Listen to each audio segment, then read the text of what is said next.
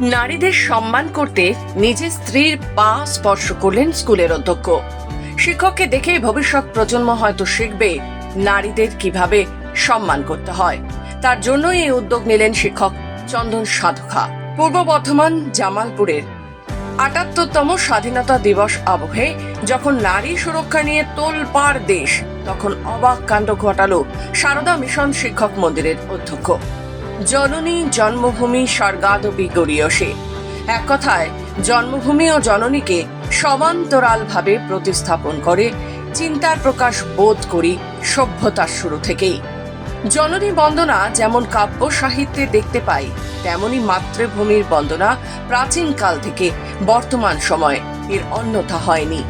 অর্থাৎ যুগ যুগ ধরে মাতৃভূমি এবং মাকে আরাধ্যা দেবী ভেবেছেন আপামর বাঙালি। এবার আসি আসল কথায়। গতকাল ছিল স্বাধীনতা দিবস।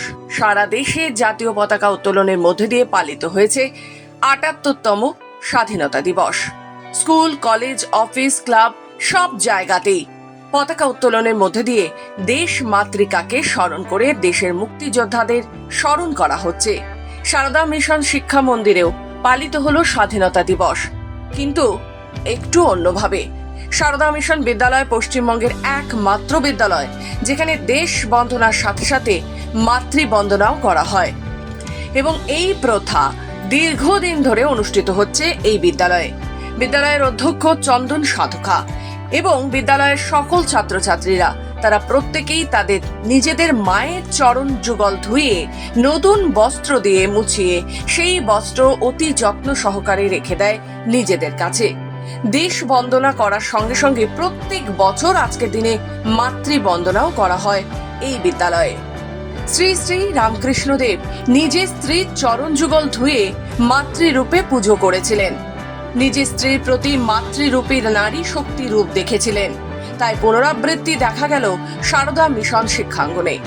সমসময়ের আরজি করের ঘটনা প্রবাহের তীব্র প্রতিবাদে অধ্যক্ষ চন্দন সাধুখা নিজের স্ত্রীর চরণ যুগল ধুয়ে মাতৃরূপে পুজো করলেন। অশুভ শক্তির বিনাশ, শুভ শক্তির উদয়ে এক অভিনব বার্তা দিলেন সমাজের প্রতি।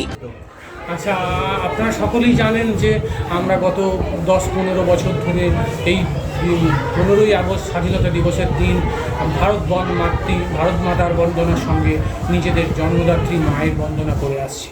তাই মাতৃবন্দনা আজকে অনুষ্ঠিত হবে। কিন্তু আজকে অন্য মাতৃবন্দনা দেখলাম আমরা। হ্যাঁ, ঠিকই বলেছেন। আসলে আমরা কয়েকদিন ধরে ঘুমাতে পারছি না।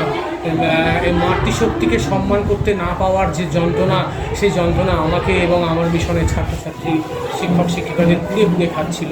এই কদিন ধরে আমরা মৌমিতাকে হারিয়েছি। এর কারণ কি জানেন? আসলে আমরা তো আমাদের মাটাকে শুধু মা মনে করছি, অন্যের মাকে মায়ের মাতৃরূপ সম্মান দিতে পারছি না। আসলে আমরা কি আমাদের মাকেই শুধু মা মনে করছি, আমাদের বোনকেই শুধু বোন ভাবছি, কিন্তু সমাজে অগণিত মা বোন, আমাদের ছোট ছোট বোনেরা, দিদিরা, তাদেরকে যে সম্মান প্রদানের প্রয়োজন সেটা আমরা পারছি না। পূর্ব বর্ধমান থেকে সুমন বিশ্বাসের রিপোর্ট, খবর বাংলা।